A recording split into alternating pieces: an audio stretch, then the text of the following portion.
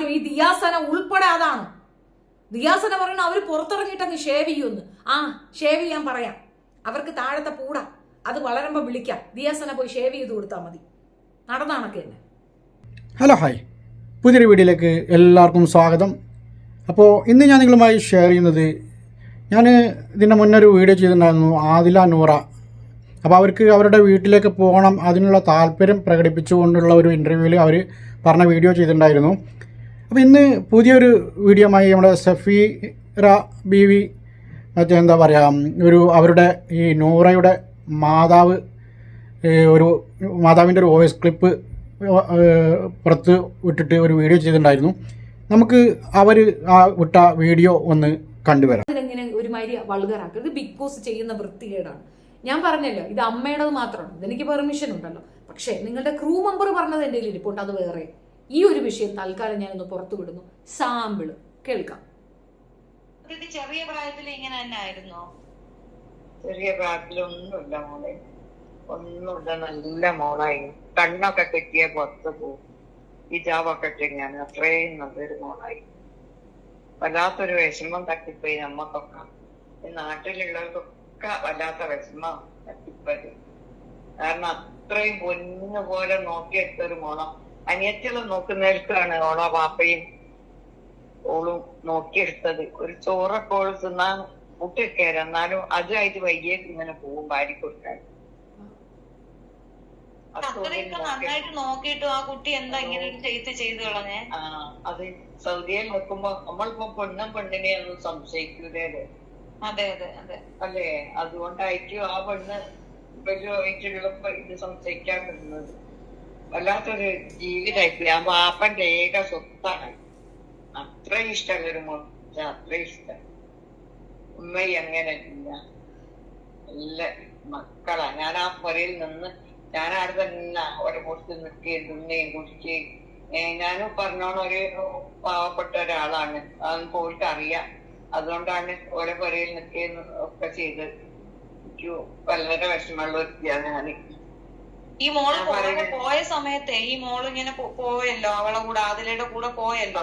ആ സമയത്തൊക്കെ ഈ ഉമ്മ അടിക്കുകയൊക്കെ ചെയ്തിട്ടുണ്ടോ അവളെ? അങ്ങനെ എന്തെങ്കിലും വെറുതെ പറയാം. അവളെ ജീവിതത്തിൽ അടുത്തത് ഞാൻ കണ്ടില്ല. ഉപദ്രവിക്കൊന്നും ചെയ്തിട്ടില്ല. ഒരിക്കലും ചെയ്യുന്ന മോളല്ല. ചെറിയ മോളെന്ന് വെച്ചാൽ ഞങ്ങളെ ജീവനാണ്. ഒരിക്കലും അങ്ങനത്തെ ഒരു സംഗതി ചെയ്യില്ല. കാരണം ഓർക്ക് ചെയ്യുന്ന അറിഞ്ഞൂടാ, മക്കളെ തല്ലുന്നൊന്നും അറിഞ്ഞൂടാ. പിന്നെ ഇവര് എപ്പോഴും എല്ലായിടത്തും ഭയങ്കര കുഴപ്പമാണെന്നൊക്കെ ഈ ഉമ്മയെ പറ്റി ആ മോളിങ്ങനെ പറയണ കേൾക്കുമ്പോ ആ മോളെ ആടെ പിടിച്ചിക്കാൻ പറയാട്ടോ. അല്ലാണ്ട് ജീവിതത്തില് ഇവരൊരു ബുദ്ധിമുട്ട് നോക്കില്ല. ഓക്ക് ആടെ ഈ ബിഗ് ബോസിൽ പിടിച്ചു നിൽക്കാൻ വേണ്ടിയിട്ടാണ് ഓൾ അങ്ങനെയൊക്കെ പറയുന്നത്. അല്ലാണ്ട് ഒരു ദേഷ്യം പിടിച്ചിട്ട് ഞാൻ ചെറിയ മോളെ കണ്ടിയില്ല. നസീറനെ കണ്ടിയില്ല ഒരിക്കലും. ഞങ്ങൾ ഓൾ ഇവിടെ സ്കൂൾ ചേർത്തിയപ്പോ തന്നെ ഓളെ ടൈം ആകുമ്പോഴേക്ക് ഞാൻ ഓള് ഓട്ടോറിക്ഷയായിട്ട് കാറിന് ഡ്രൈവറില്ലായിട്ട് ഓട്ടോറിക്ഷയും വിളിച്ച് മോളെ കൊണ്ടുവരാൻ പോയത്. അത്രയും നല്ലൊരു മോള്. ഞാൻ പറയാം, ഞാൻ വിചാരിക്കും എങ്ങനെയൊക്കെ നോക്കിയെടുത്തൊരു മോളാണ് അത് വിചാരിച്ചക്ക്. ആൾ പോയിട്ട് ചീച്ചറിയാൻ ഇവിടെ തന്നെ ഞാൻ വിചാരിക്കും കവണ്ടി വിടുന്നൊന്നും അറിയാല. അങ്ങോട്ട് തിരിച്ച് ഇതൊക്കെ പറയുമ്പോ ഈ നാണം കെട്ട സ്വഭാവമൊക്കെ പറയുമ്പോ ഞാൻ അങ്ങോട്ട് തിരിച്ച് പറഞ്ഞു വിടട്ടെ എന്നൊക്കെ വിചാരിച്ചു. അത്രയും ഞാൻ അവിടെ എത്തിയാ ഞാൻ പറഞ്ഞു കൊടുക്കായി എന്നൊക്കെ ആയി മനസ്സിൽ തോന്നുന്നു. അപ്പൊ ബിഗ് ബോസ് ക്രൂ മെമ്പേഴ്സ് തയ്യാറാണെങ്കിൽ ആദിലയെ എടുത്ത് വളർത്തി ആളാക്കിയ ആദിലയുടെ നൂറയുടെ വളർത്തമ്മയാണ് ഈ സംസാരിക്കുന്നത്. നൂറയുടെ വളർത്തമ്മ, ആ കുടുംബത്തിൽ അവരിൽ ഒരു അംഗമായി ജീവിച്ച നൂറയുടെ വളർത്തമ്മയാണിത്. അവരെ കൊണ്ടുപോ, ഉമ്മയ്ക്ക് പകരമാകട്ടെ. അതെന്താ? അവരെ കൊണ്ടുപോകാൻ നിങ്ങൾക്ക് ഉത്സാഹമില്ല. മറ്റവരെ കൊണ്ടുവന്ന് അപമാനിക്കണം. അവര് സമൂഹത്തിന്റെ മുമ്പിൽ ജീവിക്കുന്നത് എങ്ങനെയാണെന്ന് നിങ്ങൾക്ക് അറിയുമോ? എന്തോരം പ്രയാസത്തിലാണെന്ന് നിങ്ങൾക്ക് അറിയുമോ? അവരുടെ ഭാഗം നിങ്ങൾ ചിന്തിക്കണ പോലുമില്ല. അവരെ നിരന്തരം വിളിച്ച് വിരട്ടലാണ്. നിങ്ങൾ പുറത്തു പറഞ്ഞ് നിങ്ങൾ വന്നില്ലെങ്കിൽ നിങ്ങളെ പറ്റി അവർ പറഞ്ഞത് ഞങ്ങൾ പുറത്തു വിടും. ഇതാണ് ഒരു കണ്ടീഷൻ. എന്നോട് പറഞ്ഞിട്ടുണ്ട്, എന്നോട് വിളിച്ചവർ പറഞ്ഞിട്ടുണ്ട്, അവരോട് മര്യാദയ്ക്ക് വരാൻ പറയൂ, വന്നില്ലെങ്കിൽ ഇവർ പുറത്തിറങ്ങിയ ശേഷം അവരെ എന്തോ അങ്ങ് ചെയ്യുമെന്ന്. ആ നാട്ടിലുള്ള ഓരോ വ്യക്തികളും വന്ന് സംസാരിക്കും. ഈ വൺ സൈഡഡ് പരിപാടി ആദില നൂറ നിർത്തിക്കോണം. പോക്കൃത്തരം പറഞ്ഞാൽ ആ വീട്ടിലുണ്ടായിരുന്ന ഓരോ വ്യക്തി, ഇവരുടെ സഹോദരങ്ങൾ ഉൾപ്പെടെ കൊണ്ടുവന്ന് വർത്തമാനം പറയിക്കും. അതെന്ത് വേലയാണത്? ആ ഉമ്മ ഒന്ന് തൊടുക പോലും ചെയ്തിട്ടില്ല, ഉപദ്രവിക്കത്തില്ല. ഞാനൊക്കെ തല്ലി തീർക്കും, അമ്മാതിരിയായിട്ട് ഞാൻ പറ്റിക്കും. അത്രത്തോളം. അതിന് ഇളയത്തുങ്ങൾ ഇരിക്കുകയല്ലേ, അതുങ്ങൾക്ക് ജീവിതമില്ലേ? ഒരാള് ചെയ്യുന്ന ഒരു മിസ്റ്റേക്കിന് ബാക്കിയുള്ള കുട്ടികൾ അനുഭവിക്കത്തില്ലേ? എന്നിട്ടും വളരെ ക്ഷമയോടുകൂടി അവർ പറഞ്ഞെടുത്ത് കൊച്ചിനെ കൊണ്ടുവന്ന് കൊടുത്തവർ സൗദിയിൽ തന്നെ നിന്നാ ഇവരെന്തോ ചെയ്യും? കൊടുക്കുന്നില്ല എന്ന് വെച്ചാൽ എന്തോ ചെയ്യും? പിടിച്ച് നിർബന്ധിച്ച് കെട്ടിച്ചിരുന്നെങ്കിൽ എന്ത് ചെയ്തേനാ? അവരെ കൂട്ടത്തിൽ നിന്നുള്ളവർ തന്നെ കൊണ്ടുവരാൻ നീ കെട്ടിയവരെന്ന് പറഞ്ഞാൽ എന്ത് ചെയ്തേനെ അവര്? അപ്പോ ധൈര്യം കൊടുത്തത് ആരിഫ് ഹുസൈൻ, ആ കൂട്ടായ്മ കൊണ്ടുവന്ന് നശിപ്പിച്ചത് ഈ എക്സ് മുസ്ലിം ചെറ്റകൾ കാരണം പൊതുസമൂഹം അനുഭവിക്കുന്ന ബുദ്ധിമുട്ട് അസാധ്യം. ഈ ദിയാസന ഉൾപ്പെടെ അതാണ്. ദിയാസന പറയണ അവര് പുറത്തിറങ്ങിയിട്ട് അങ്ങ് ഷേവ് ചെയ്യുമെന്ന്. ആ ഷേവ് ചെയ്യാൻ പറയാം, അവർക്ക് താഴത്തെ പൂട അത് വളരുമ്പോ വിളിക്കാം. ദിയാസന പോയി ഷേവ് ചെയ്ത് കൊടുത്താൽ മതി. നടന്നാണൊക്കെ തന്നെ. പക്ഷെ അന്ന് എനിക്ക് അറിഞ്ഞൂടാ ഈ ഫോണില് ചെയ്യുന്നത്. അങ്ങക്ക് അവിടെ പോയി ഇത് അങ്ങനെ പറഞ്ഞു കൊടുക്കണമെന്നൊക്കെ ഉണ്ടായിരുന്നല്ലേ? മനസ്സിലെന്നോ തോന്നിയതാ. അത് ശരിയാണല്ലോ, കൂടെ നിന്ന് നിങ്ങൾക്ക് അറിയാല്ലേ അവര് പറയുന്നത്. എന്ത് നല്ലോണം നോക്കിയെടുത്ത ഓമനെ മക്കളാന്നറിയ എല്ലാരെയും. ഞാനവിടെ സ്വന്തക്ക് തന്നെ ഒരു ഉമ്മന്റെ സ്ഥാനമാണ് ഞാൻ. എനിക്കിപ്പോ അതൊക്കെ വിചാരിക്കുമ്പോ കുട്ടിയും പോയി ചീത്തറിയും. സ്വന്തം അമ്മനെ പറ്റി വേണ്ടാത്ത കാര്യങ്ങൾ ഇങ്ങനെ പറഞ്ഞിട്ട് ആൾക്കാർ പറയാണ് എന്തിനായിട്ടില്ലേ ഈ മക്കളെ നമ്മൾ പോറ്റിയെടുത്ത് തോതിലായിട്ട് മക്കൾ ഇങ്ങനെ പറഞ്ഞുണ്ടാക്കുന്ന ഒരു ഉമ്മമാര്. ഇവളൊക്കെ അല്ലേ ഹിജാബൊന്നും ഇടാണ്ട് ഈ നല്ല കണ്ണും കെട്ടിയല്ലാണ്ട് ഈ ചെറിയ മോളും പുറത്തിറങ്ങിയതാണ്. ഒരേ വന്നാ പിന്നെ നൈറ്റൊക്കെ ഇട്ട് നല്ല ഒരു ഇതിൽ നടക്കും. അല്ല പുറത്ത് പോവുകയാണെങ്കിൽ അന്നപ്പോ എല്ലാം എടുത്തിട്ട് കണ്ണിന് കെട്ടിയിട്ടാണ്. അതുപോലെ തന്നെ മക്കള് രണ്ടും മാള് ഒരു ദിവസം ഞാൻ പറ്റിച്ചു. ഒരു ഡ്രൈവിംഗ് കഴിക്കാൻ പോകപ്പെട്ട ആൾ തന്നെ ഓരോ കൊല്ലെടുത്ത് തന്നെ പോയതാ. അപ്പൊ ഞാനിങ്ങനെ പോരും ഓലാണ്. അപ്പൊ ഞാൻ ഓല കണ്ടിട്ട് എനിക്ക് മനസ്സിലായില്ല. കണ്ണും മുഖമൊക്കെ കിട്ടിയ രണ്ട് പെണ്ണുങ്ങൾ ഏതാന്ന് വിചാരിച്ചു.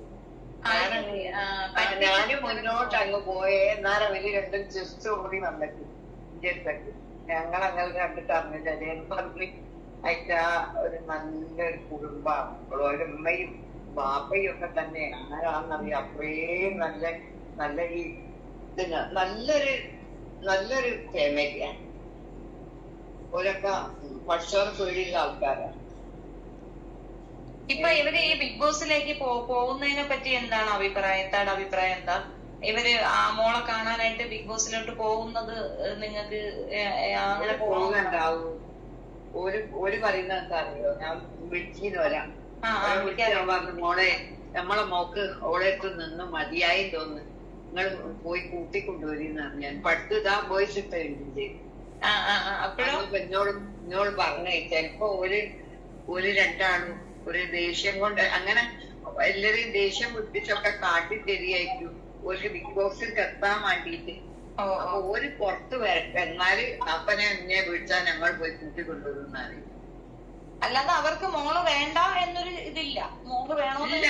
മോളെ വേണമെന്നല്ല, അത്രയും പൊന്നാല കുട്ടികളുടെ മക്കളെ മാണ്ടാന്ന് അത്രയും ഇതെന്ന് വെച്ചാൽ ആ വാപ്പന്റെ ജീവന് ശ്വാസമായിട്ടുണ്ടെങ്കിൽ മോളാ അത്രയും.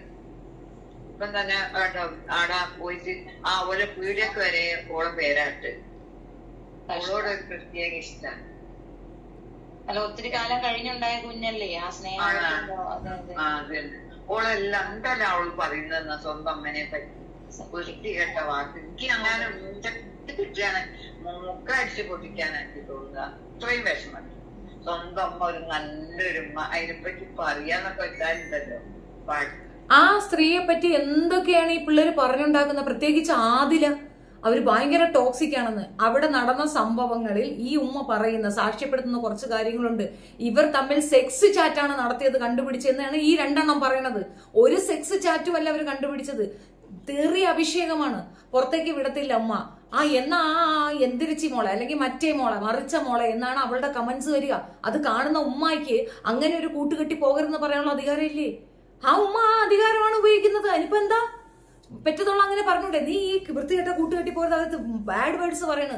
ഞങ്ങളെ ചെറിയ വയസ്സിലെ പഠിപ്പിക്കുന്ന ഒരു കാര്യമാണ് ബാഡ് വേർഡ്സ് ഉപയോഗിക്കാൻ പാടില്ല എന്നുള്ളത്. അവര് ദീനിബോധമുള്ള കുടുംബമല്ലേ?